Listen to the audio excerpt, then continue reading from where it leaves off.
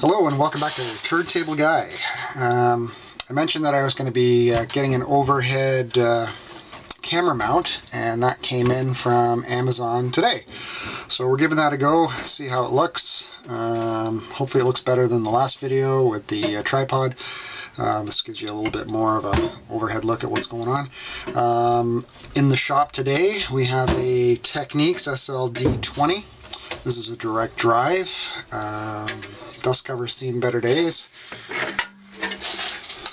Kind of dusty. P-mount. What else? Pitch control. Pretty simple. This is a semi-automatic. How you decipher the Technics model numbers? They're all SL. Your next digit could be D or Q on a lot of their tables. D meaning direct drive, but when it's a D it's a servo, and when it's a Q it's a quartz lock. And usually if it's a 1 it's a manual, if it's a 2 it's a semi-automatic, and if it's a 3 it's a full automatic.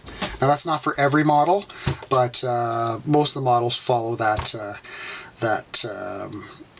numbering. And if it's a B it's a belt drive.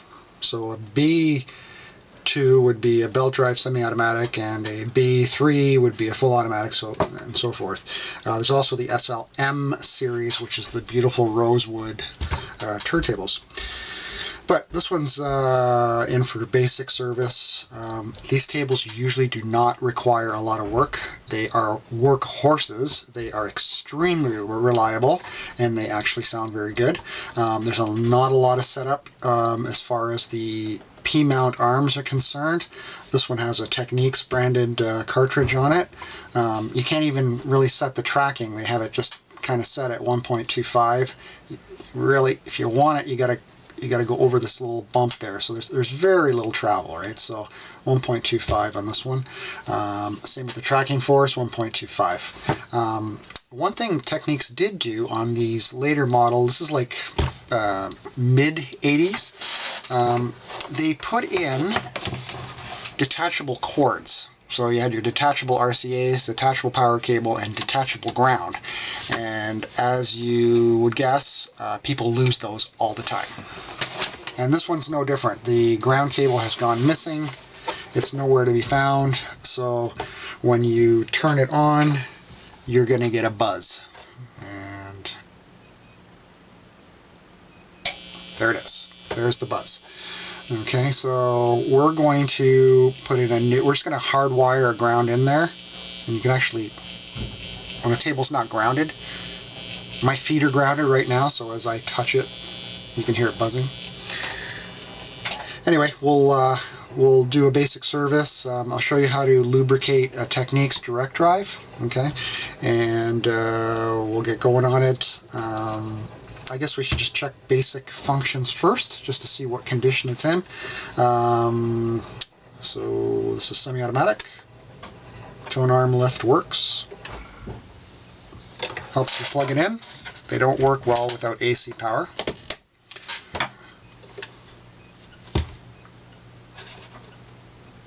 Great speed, it's right on.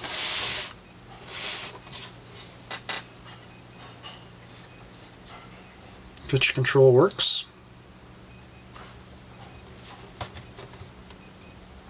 45 is good. Queuing is nice and slow.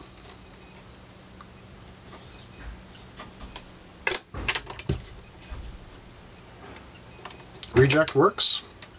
So if the reject works, you pretty much know your auto return is going to work, but let's just test it.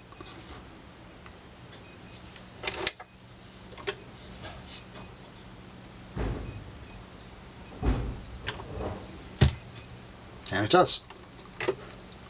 Great.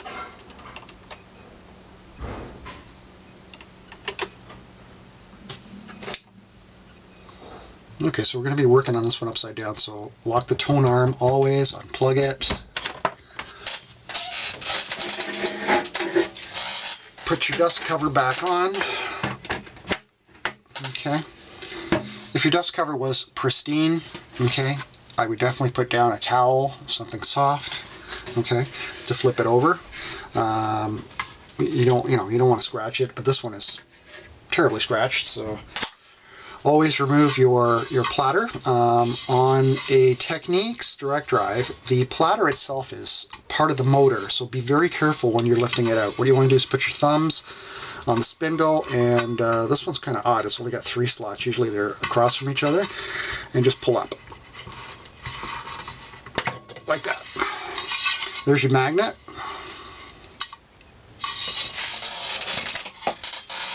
Here's the main spindle. It's a little gummy. Not bad though. I'll show you how to lubricate that. Okay, and then we'll turn her over.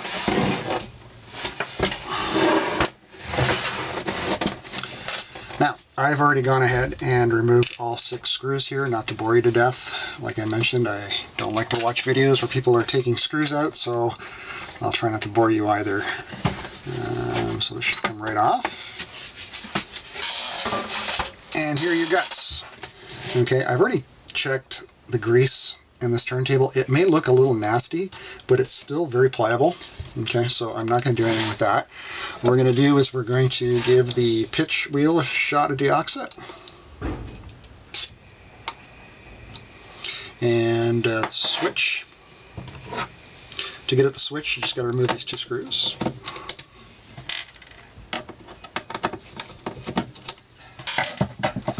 And the little knob on the other side will fall off.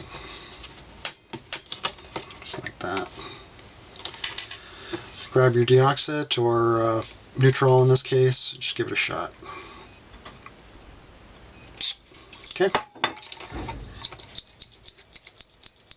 Work it back and forth.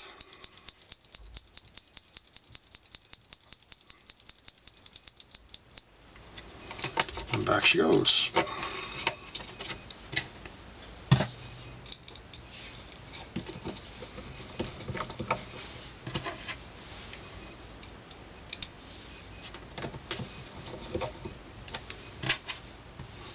Aside for now. Okay, so we're going to make a ground cable for this. And I'll show you the connection. It's under this cover. So there are your tone arm wires that come from the tone arm, and they attach to these connectors here. Blue is left positive, white blue is left negative, white is left positive, green is right negative, and red is right positive. Here's your ground input that's missing, and you can see that there's a black cable going from the ground connector, and it grounds the chassis. Okay, always a good idea just to give that ground screw a little twist there, make sure it's nice and tight. So what we're going to do, okay, I don't have a plug that's going to fit that, so we're going to do a hard wire on this. Okay, so I have some ground cable here. It's just some standard automobile wiring, and I usually like to do probably, I don't know, say 3 feet, probably the same length as an RCA cable.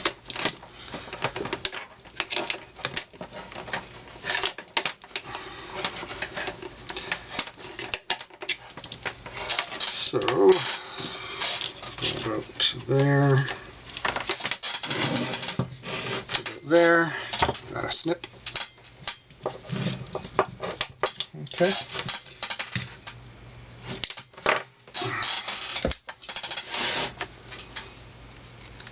We're going to feed it through the hole, just like that. That's plenty. We're going to put a ring connector on there.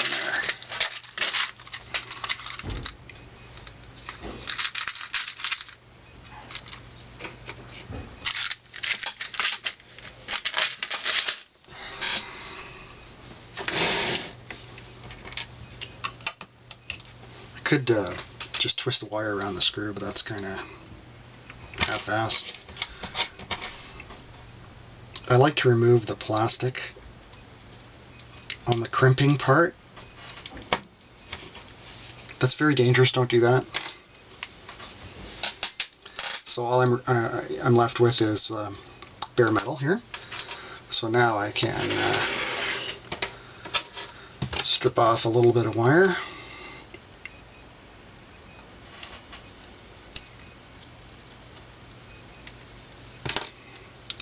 I'm old school. I like to use a razor blade. Expose our copper.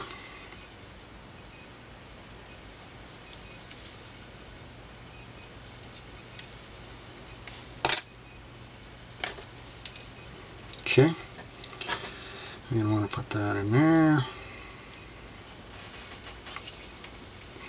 Twist.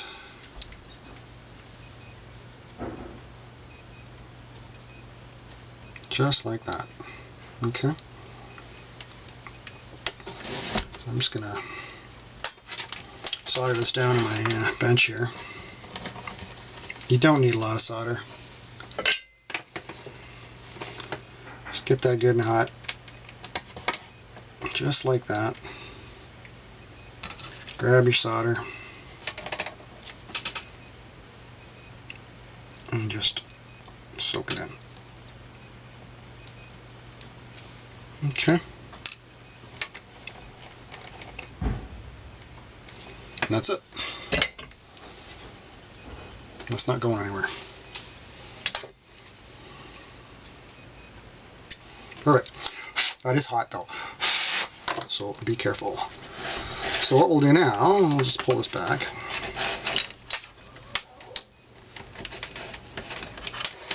I'm using what gauge here? I think this is 18 gauge, which is probably overkill. Yeah, it is 18 gauge. I just want to get it under here. Like that. And we're going to attach it under this screw. Actually, you know what? Let's just bend that back here. We'll move that. So we'll attach it where the main factory ground is.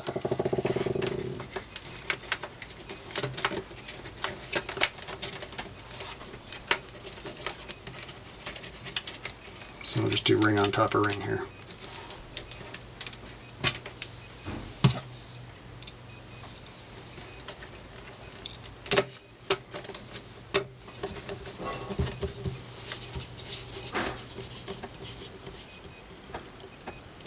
There we go. All done. All grounded. So let's just quickly test that. I'm just gonna remove a little bit of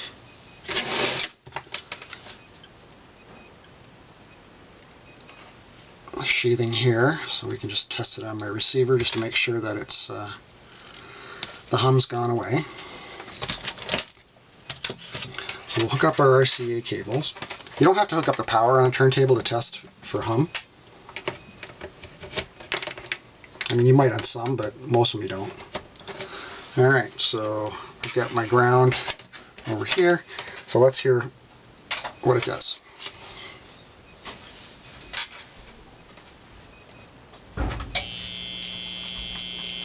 Okay, can you hear the buzz? We're going to touch this wire to my ground. Quiet. That's it. So that worked.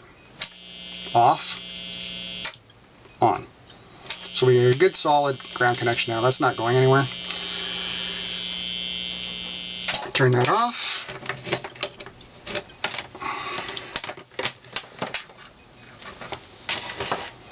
And what we'll do is on this end, we will put on a spade connector so that you can attach it to your receiver.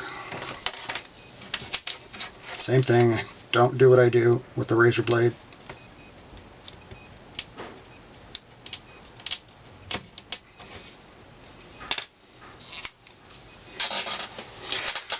And I like to put a little shrink wrap around it so it doesn't look Awful.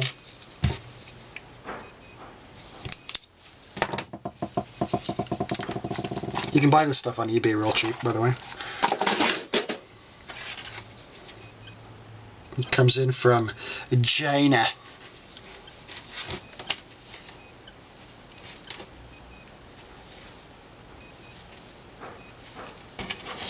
Okay.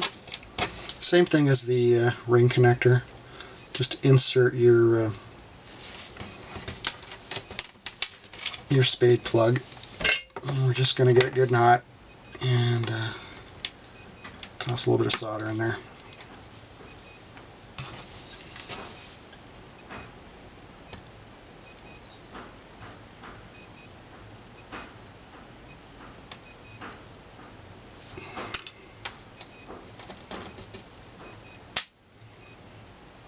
And that's it.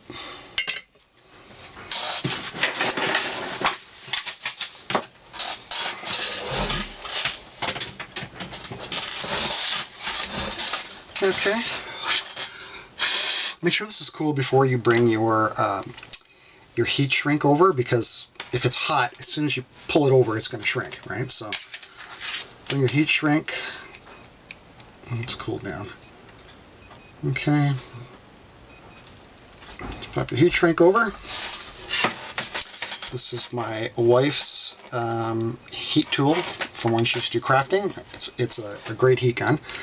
It's not super hot, but I think it's really good for electronics. Please don't use fire or a lighter, because you end up melting the hell out of the actual wire sheathing as well. It's much better to use a heat gun.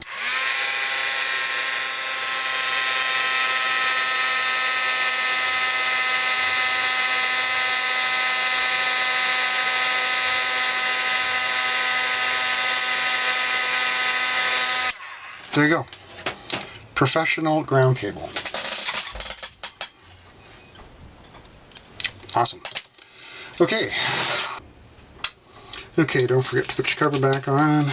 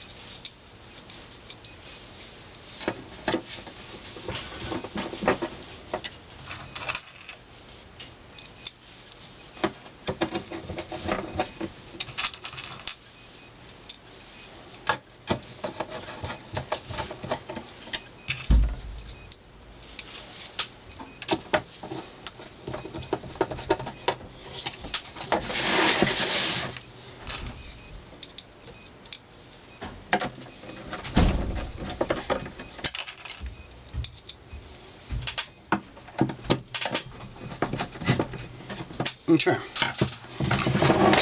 Oops.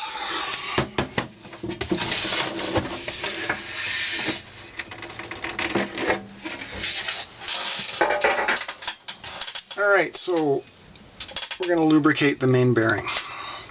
I like to use a light, very light oil for Technics direct drive. This is Singer. It's very similar to the Technics oil. And all you need to do is put a drop right underneath where the bearing is. And that's it. It's engaged auto return here.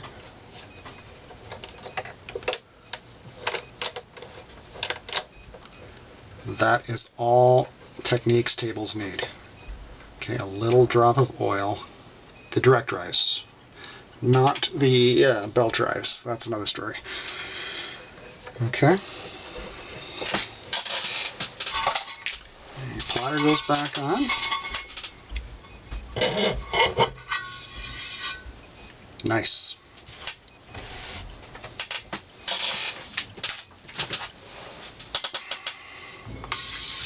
Ladder mat. And don't forget to put your speed knob back on. Alright. I think we can do a sound test on this one.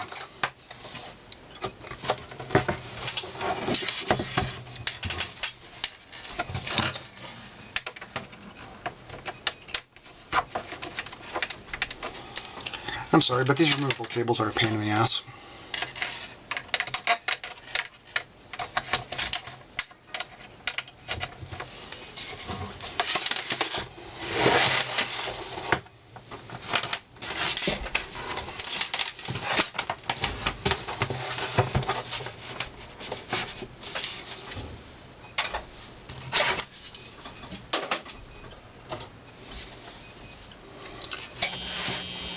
Okay, and you hear the buzz?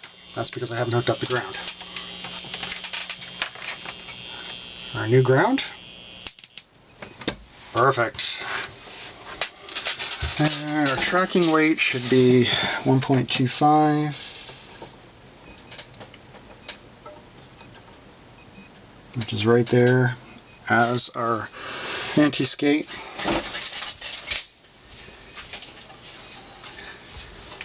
Toss a record on there. Let's just check speed. Again, remember to plug your AC in.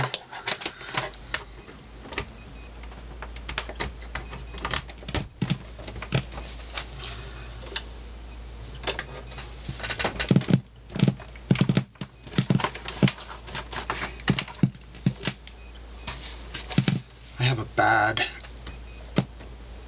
extension cord here. Really bad, actually. What is going on here?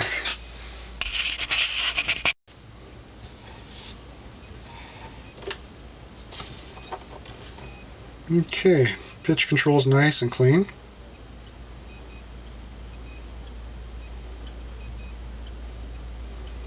If you want to clean the stylus, which I usually do for customers because nobody cleans their own stylus, just a small brush. This is from an Audio-Technica cartridge. And what you want to do is you want to clean from back to front. You can put a tiny bit of alcohol on here, but don't overdo it.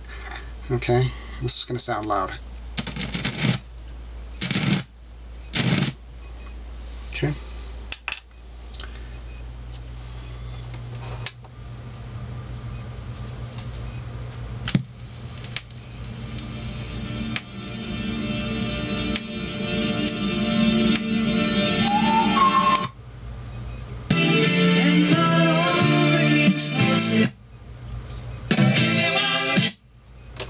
Sounds great. Well, I'd say this one's done.